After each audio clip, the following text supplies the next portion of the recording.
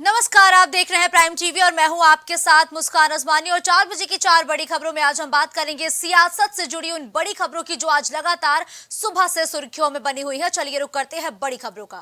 2024 से पहले सभी दलों को साधने में जुटी भारतीय जनता पार्टी ने तैयारियां और ज्यादा तेज कर दी हैं। इसी कड़ी में आज राजधानी लखनऊ में बीजेपी प्रदेश अध्यक्ष भूपेंद्र चौधरी की अध्यक्षता में भाजपा मुख्यालय पर प्रधानमंत्री विश्वकर्मा योजना की कार्यशाला का आयोजन किया गया।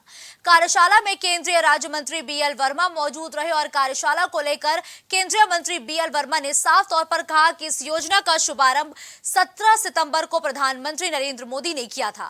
इसके अंतर्गत ऐसे 18 काम जो कि पीढ़ी दर पीढ़ी चले आ रहे हैं, उन्हें 3 लाख रुपए तक का लोन अंत तक कम दरों पर दिया जाता है। इन पेशों से जुड़े लोग स्वावलंबी बन सके, इसका उद्देश्य है कि ये योजना समाज के निचले तबके तक पहुंचे और लोगों को इसका लाभ मिल सके।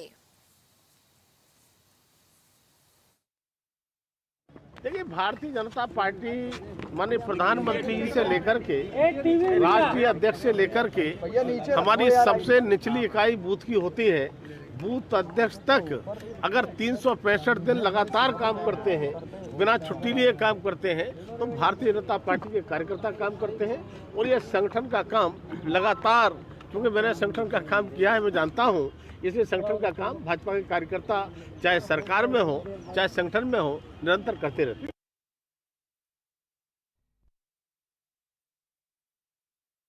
बीजेपी की कार्यशाला में आगे की रणनीति को तैयार कर लिया गया है। इस दौरान लोकसभा चुनाव को लेकर भारतीय जनता पार्टी में लगातार मंथन का दौर जारी है और कार्यशाला में आगे की रणनीति पर बात हुई है। तो वही इसी बीच आज विश्वकर्मा योजना से जुड़े लाभ भी इस कार्यक्रम के दौरान बताया गया और इसका जिक्र किया गया कि प्रधानमंत्री विश्वकर्मा योजना से लगातार लाभार्थियों को लाभ मिल रहा है।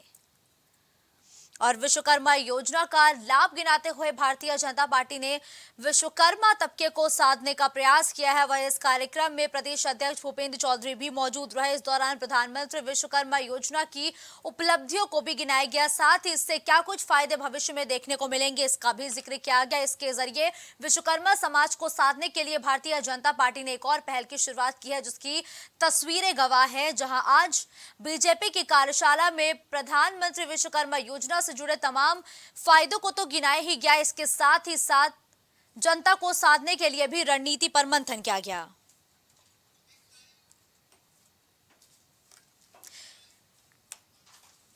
विवेक इस खबर पर ज्यादा जानकारी के लिए इस वक्त हमारे साथ जुड़ चुके हैं। देखिए विवेक, आज 2024 के चुनाव को लेकर मंथन तो किया ही गया कार्यशाला में, लेकिन इस दौरान प्रधानमंत्री विश्वकर्मा जो योजना लागू की गई है उसका लाभ बताया गया।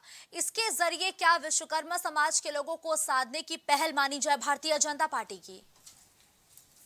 तरीके से विश्वकर्मा सम्मान दिवस 17 सितंबर को मनाया, सम्मान दिवस 17 सितंबर को मनाया गया। और बात की जाए तो विश्वकर्मा समाज से ताल्लुक रखने वाले कई अनुभवी कारीगरों को सम्मानित भी किया गया। साथ ही साथ इसी दिन उनके लिए विश्वकर्मा योजना की शुरुआत की देश के प्रधानमंत्री नरेंद्र मोदी ने इसकी शुरुआत की और उनके जन्मदिन के दिन ये योजना जो है वो लागू की गई थी। आज उत्तर प्रदेश में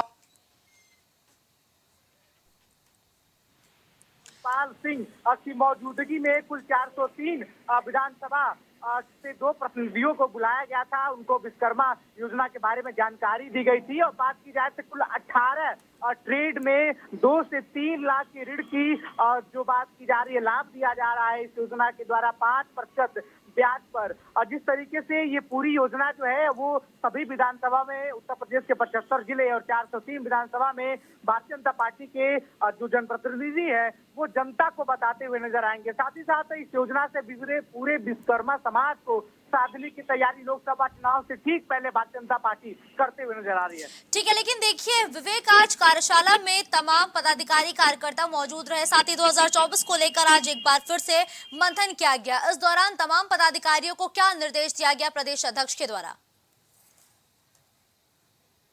पीएम विश्वकर्मा योजना का लाभ जनता तक पहुंचाने का था, इसीलिए 403 विधानसभाओं से 2-2 प्रतिनिधियों को बुलाया गया था। और जिस तरीके से भूपेंद्र चौधरी, बीएल वर्मा, साथ ही साथ संगठन मंत्री, तीनों ने ही इस योजना को पूरी जनता के सामने रखने का गाइडलाइन दिया है। और उस कार्यशाला में साफ तौर पर बताया गया है कि इस योजना के द्वारा विश्वकर्मा समाज कहीं न कहीं ऊपर उठेगा, उसका उत्थान होगा। अगर बात की जाए तो कुल 18 ट्रेडों में ये स्कीम लागू की गई है कि 18 ट्रेडों की अगर बात करें तो नाई, बढ़ई, लोहार, मोची, दर्जी, तमाम ऐसे लोग हैं जो गुरु शिष्य परंपरा को परिभाषित करते हैं, विश्वकर्मा समाज के अंतर्गत आते हैं। उनको किस तरीके से लाभ पहुंचाएगा है, इस समाज के हर एक व्यक्ति को लाभ पहुंचाएगा, क्योंकि अभी भी इस समाज में थोड़ी बात की जाए तो अवेयरनेस की जरूरत है। तो जनता, ये जो जनप्रतिनिधि है 403 विधानसभा के, उनको ये ट्रेनिंग दी गई है कि किस तरीके से पूरे समाज के एक एक तबके को, एक एक व्यक्ति को इस योजना के बारे में जागरूक किया जाए। ठीक है, देखिए विवेक, अगर हम बात करें विश्वकर्मा समाज की तो 18 व्यवसाय से जुड़े लोगों को इसका फायदा होगा और आज 403 विधानसभाओं के प्रतिनिधियों को बुलाया गया और ये भी कहा गया कि उनको ट्रेनिंग दी जाएगी। इस योजना का लाभ पहुंचाने के लिए किस तरीके से तमाम पदाधिकारियों को ट्रेनिंग देने का निर्णय लिया गया है? देखिए, अगर बात की जाए तो जिन 18 ट्रेडों में सरकार 3 लाख रुपए तक की लोन की सुविधा सस्ते दरों में करा रही है, उन 18 ट्रेडों में अगर बात करें तो धोबी, नाई, मोची, दर्जी, बात की जाए तो नाव बनाने वाले या फिर औजार बनाने वाले, ताला हथौड़ी का काम करने वाले, तमाम ऐसे गुड्डी गुड़िया बनाने वाले, ऐसे गुरु शिष्य परंपरा को परिभाषित करने वाले ये कारीगर, बात की जाए तो इनके जो व्यावसायिक स्तर है इनको उठाने की तरफ देख रही है केंद्र सरकार, और इसी की वजह से बात की जाए तो पीएम विश्वकर्मा योजना की शुरुआत की गई है। साथ ही साथ जनप्रतिनिधियों को ट्रेनिंग ये दी जाएगी कि किस ट्रेड में किस तरीके की चीजें मुहैया कराई जा रही हैं और इन योजना से लोगों को क्या लाभ मिलेगा। जो विश्वकर्मा समाज से आते हैं, जो गुरु शिष्य परंपरा को कारीगर निभाते हैं, उनके लिए ये योजना कितनी असरदार होगी और एमएसएमई के तहत क्या क्या वो चीजें हैं, क्या क्या चीजें हैं जिसके वजह से सुधार हो सकता है उनके जीवन स्तर पर। तमाम बारीकियों पे चर्चा की गई और ये जनप्रतिनिधि जनता के बीच जाएंगे और उन तमाम बारीकियों से योजना से जनता को रूबरू कराएंगे। ठीक है, देखिए विवेक, 18 जाति ऐसी है जिनको विश्वकर्मा योजना का सीधा सीधा लाभ मिलेगा। इसके लिए जनप्रतिनिधियों को तैयार भी किया जा रहा है, उनको एक विशेष ट्रेनिंग दी जा रही है। अगर हम 2024 के चुनाव से इसे जोड़ते हैं तो कितना मजबूत जनाधार रखता है ये विश्वकर्मा समाज? क्या वोट बैंक है इनका यूपी में? देखिए, अगर बात की जाए वोट बैंक की तो विश्वकर्मा समाज का अच्छा खासा उत्तर प्रदेश ही नहीं बल्कि देश भर में इनका वोट बैंक है। बात की जाए तो लोकसभा चुनाव में इनकी अहमियत साबित होती है। कहीं न कहीं इस बात को साधने के लिए भी विश्वकर्मा सम्मान योजना की शुरुआत की गई। अगर देश के अलग अलग हिस्सों में जाए तो कई ऐसे छोटे उद्योग हैं जो वहाँ वंशागत होते चले आए हैं, जैसे अलीगढ़ में ताला बनाने का काम समाज करता आया है। उस समाज के हितों को साधने के लिए कहीं न कहीं वोट बैंक के रूप में भारतीय जनता पार्टी इस्तेमाल कर सकती है आने वाले लोकसभा चुनाव में, और इसीलिए इस योजना का शुभारंभ प्रधानमंत्री नरेंद्र मोदी के जन्म दिवस पे भी किया गया है। बड़े ही भव्य तरीके से पूरे देश में इसको प्रचारित भी किया गया। अब इसके ठीक 1 महीने बाद विधानसभा क्षेत्रों से जनप्रतिनिधियों को बुलाकर, जहां उनके विधायक हैं, विधायक आ रहे हैं, जहां उनके विधायक नहीं है, बात की जाए तो जो रनर अप था या फिर जो और जनप्रतिनिधि था उनको बुलाया जा रहा है। ठीक है, धन्यवाद विवेक इस खबर पर हमारे साथ जुड़ते हुए तमाम जानकारी हमारे दर्शकों तक पहुंचाने के लिए।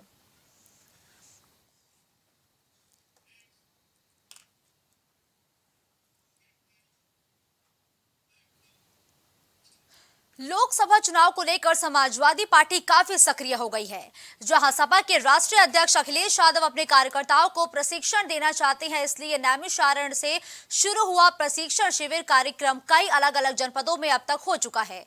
इन शिविरों में कार्यकर्ताओं को समाजवादी पार्टी की कार्य पद्धति और विपक्ष से लड़ने की रणनीति पर प्रशिक्षण दिया जा रहा है। शाहजहांपुर में भी गुरुवार से 2 दिवसीय प्रशिक्षण कार्यक्रम शुरू हो गया और आज देर शाम अखिलेश यादव भी शाहजहांपुर पहुंचेंगे और कल अखिलेश यादव कार्यकर्ताओं को संबोधित करेंगे, जहां वो जिले भर के लगभग 4000 बूथ स्तर के कार्यकर्ता और पदाधिकारियों में जोश भरने का भी काम करेंगे। साथ ही 2024 में होने वाले लोकसभा चुनाव में भारी जीत के लिए मूल मंत्र भी आज अखिलेश यादव देते हुए नजर आएंगे। तो देखिए, अखिलेश यादव अब सक्रिय राजनीति में उतर चुके हैं, जहां नैमिषारण्य से इस प्रशिक्षण शिविर की शुरुआत हुई थी और अब ये प्रशिक्षण शिविर अलग अलग जनपदों में लगातार आयोजित हो रहा है। इसी कड़ी में आज सपा का प्रशिक्षण शिविर शाहजहांपुर में शुरू हो चुका है, जिसमें देर शाम अखिलेश यादव शिरकत करेंगे और 2 दिवसीय चलने वाले इस प्रशिक्षण कार्यक्रम में बूथ पर मजबूत किया जाएगा, यानी कि बूथ को मजबूत करने की रणनीति लिए समाजवादी पार्टी अब सक्रिय राजनीति में उतर चुकी है। गौरव, इस खबर पर ज्यादा जानकारी के लिए हमारे साथ जुड़ चुके हैं। देखिए गौरव, शाहजहांपुर से काफी नजदीक है बरेली। ऐसे में बरेली को छोड़कर अखिलेश यादव ने इस प्रशिक्षण शिविर की शुरुआत जो है शाहजहांपुर में करने का फैसला लिया है, वजह क्या माना जाए? देखिए मुस्कान, ये शिविर की अगर बात करें तो शिविर की शुरुआत बीते 9-10 जून को हुई थी। लगातार हमारी पार्टी का एजेंडा था कि यहाँ पर हम शिविर आयोजित करेंगे और 9 और 10 जून को नैमिष प्रांत शिविर की शुरुआत हुई थी। तब से लगातार ये बात कही गई थी उत्तर प्रदेश के प्रत्येक लोकसभा क्षेत्र में शिविर आयोजित किए जाएंगे।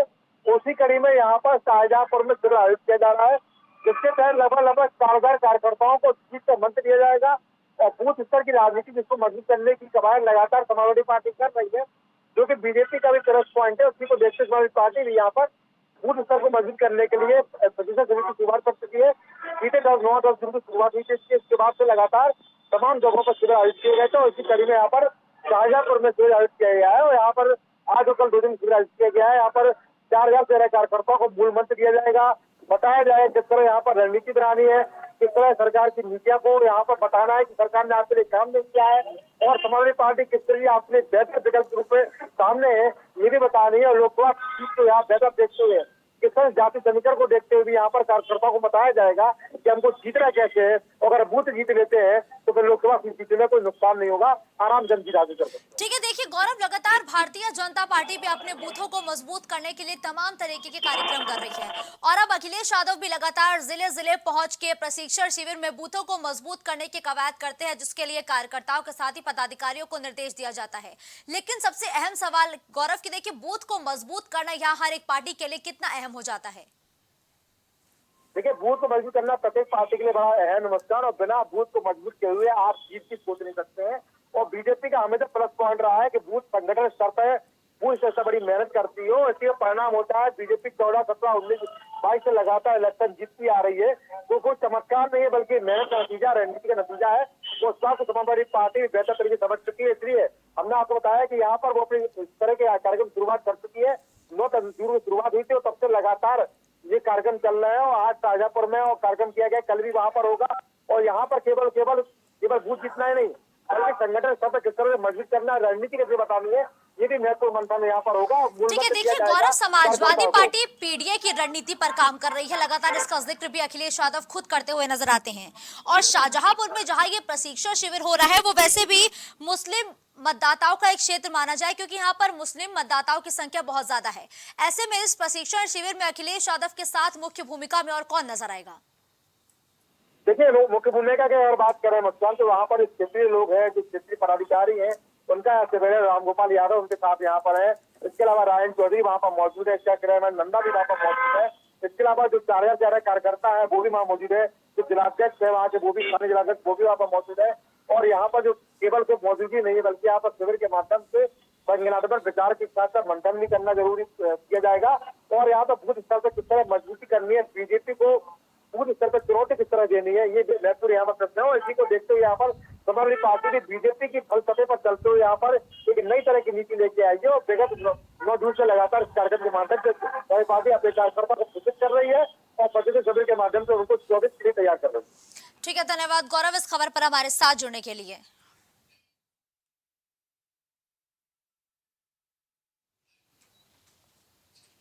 तो जैसे जैसे चुनाव नजदीक आ रहे हैं, यूपी की सभी पार्टियां भी सक्रिय हो चुकी हैं। BJP, Congress, Sapa, Basapa full action mode में आ चुकी है।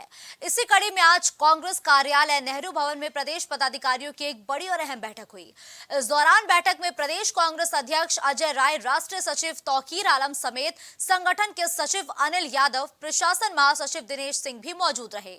वहीं बैठक में लोकसभा चुनाव की तैयारियों और संगठन को लेकर भी मंथन हुआ। और देखिए, अब कांग्रेस भी यूपी में सक्रिय हो चुकी है। जहां एक तरफ समाजवादी पार्टी का आज प्रशिक्षण शिविर शुरू हुआ, तो वहीं दूसरी तरफ अजय राय की अध्यक्षता में आज एक बड़ी बैठक हुई है। इस दौरान जिलों से तमाम पदाधिकारियों को बुलाया गया है ताकि जिले की जनता क्या सोचती है इस बैठक के जरिए विचार विमर्श किया जाए। यानी कि साफ तौर पर माना जाए तो कांग्रेस आज जनता की नब्ज टटोलने के लिए और जनता क्या सोचती है, जनता के मुद्दे क्या है, इस पर मंथन करने के लिए आज कांग्रेस प्रदेश कार्यालय पर इस बैठक का आयोजन किया गया, जिसमें प्रदेश के सभी 75 जिलों से तमाम पदाधिकारियों, कार्यकर्ताओं को बुलाया गया और आगे की रणनीति पर चर्चा की गई है।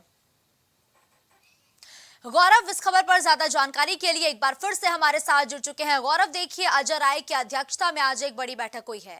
अगर हम बीते महीने पे नजर डालें तो देखिए, कांग्रेस ने भी तमाम जिलों के पदाधिकारियों को ये कहा था कि वो रिपोर्ट कार्ड तैयार करें, और आज एक महीने बीत जाने के बाद प्रदेश कार्यालय पर यह बैठक हुई है। क्या उस रिपोर्ट कार्ड पे चर्चा हुई है क्या इस बैठक में?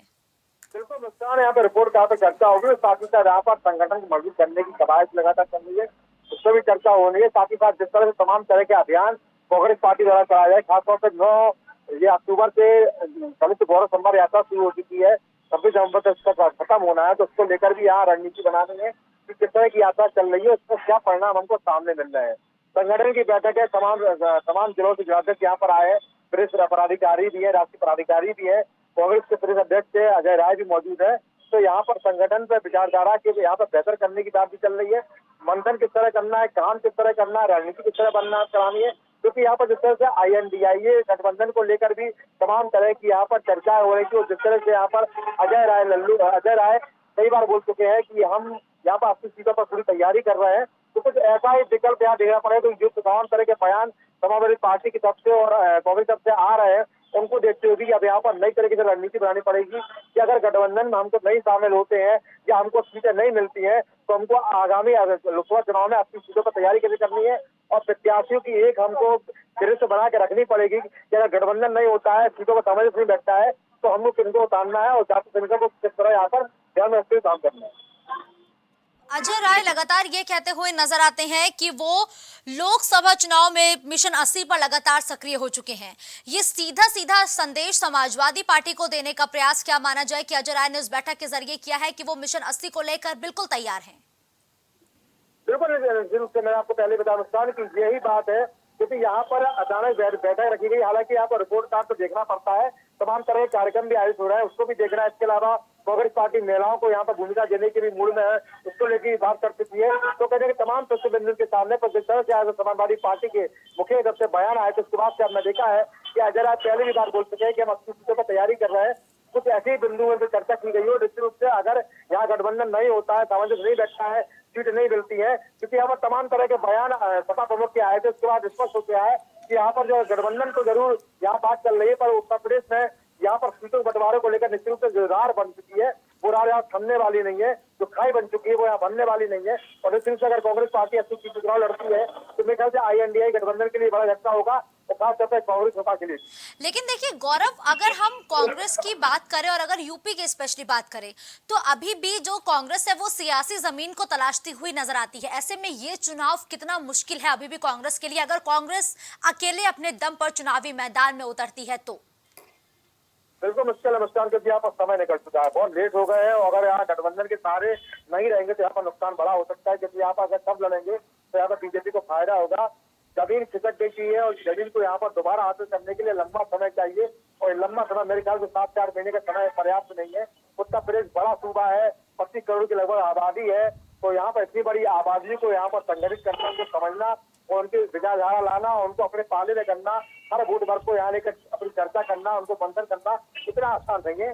समय निकल चुका है, इसलिए मैं पहले भी देखा है जब 22 का चुनाव था, विधानसभा चुनाव था, तब भी प्रियंका गांधी वाड्रा समय से पहले नहीं आई थी, वो अचानक समय पे आई थी, लड़कियों का नारा दिया था, महिला कार्ड जरूर खेला था, उसके बावजूद भी केवल 2 सीटें स्पष्ट करती है कि उत्तर प्रदेश की जनता अचानक आए हुए बदलाव को यहाँ पर स्वीकार नहीं करती है। अगर वास्तव में कांग्रेस पार्टी को उत्तर प्रदेश में अपनी कोई जमीन को पाना है, तो उसके लगातार मेहनत करनी पड़ेगी, लगातार परिश्रम करना पड़ेगा, और केवल चुनाव के समय सक्रिय होंगे तो परिणाम इनके पक्ष में आने बहुत मुश्किल होगा। बिल्कुल ठीक है, धन्यवाद गौरव इस खबर पर हमारे साथ जुड़ने के लिए।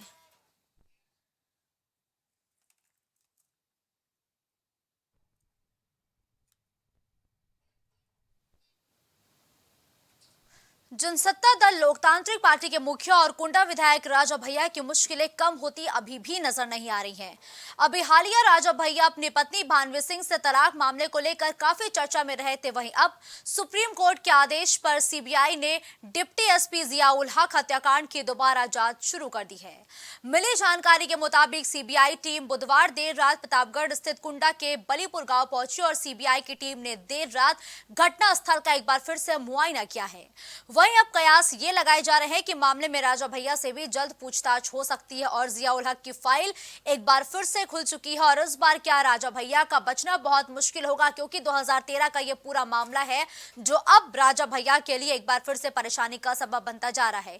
एक वो भी दौर था जब इस पूरे मामले पर राजा भैया को क्लीन चिट दे दी गई थी, लेकिन एक बार फिर से इस पूरे मामले की फाइल को खोल दिया गया है और अब अटकलें हैं कि राजा भैया से फिर से पूछताछ की जा सकती है। सागर थापा इस खबर पर ज्यादा जानकारी के लिए हमारे साथ जुड़ चुके हैं। देखिए सागर, सीओ हत्याकांड को लेकर एक बार फिर से सीबीआई की टीम प्रतापगढ़ पहुंच चुकी है। क्या राजा भैया की मुश्किलें एक बार फिर से बढ़ने वाली हैं?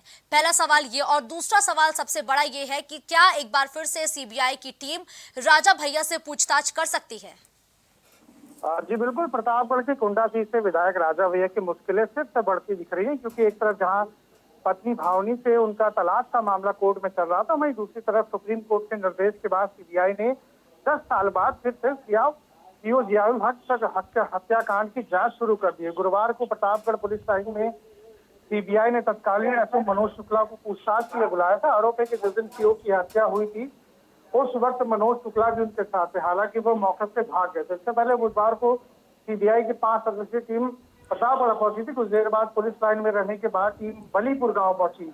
यहीं पर 10 साल 6 महीने पहले यानी 2 मार्च 2013 को 2 हत्याओं के बाद हुए उपद्रव में सीओ जियाउल हक की हत्या कर दी गई थी। और जहां वारदात हुई वहां गांव के लोगों से पूछताछ भी की। सीबीआई सूत्रों के मुताबिक बलीपुर गांव के चौराहे पर सीबीआई टीम कार से नीचे उतरी, क्योंकि चौराहे पर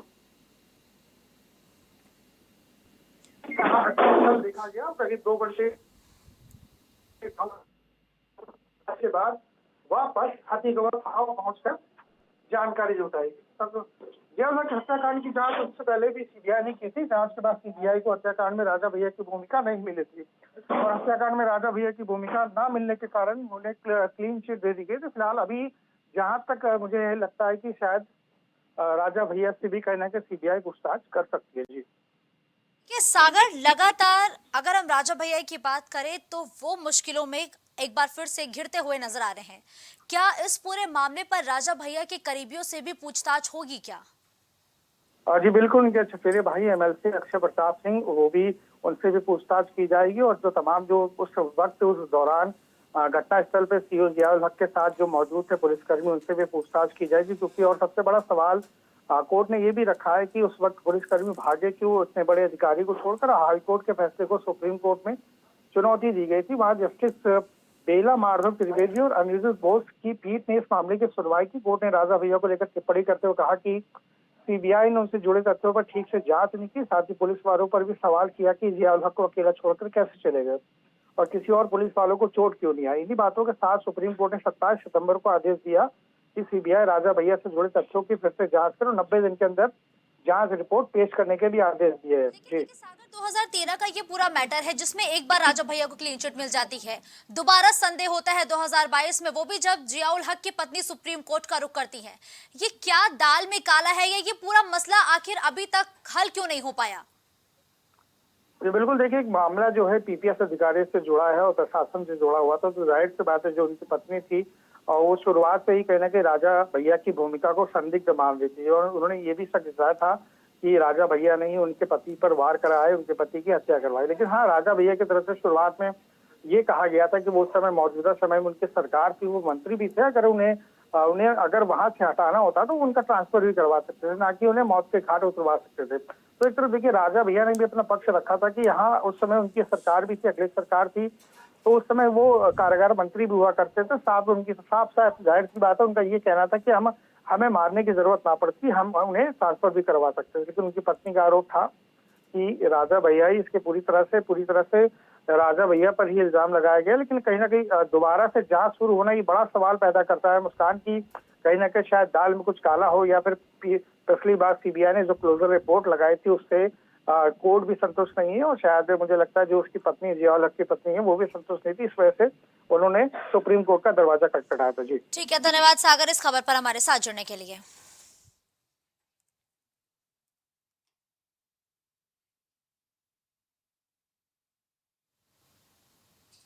खबरों का सिलसिला यूं ही जारी रहेगा। देश और दुनिया की तमाम बड़ी खबरों के लिए आप देखते रहिए प्राइम टीवी। कुछ भाव पुष्प। आप देख रहे हैं प्राइम टीवी, सच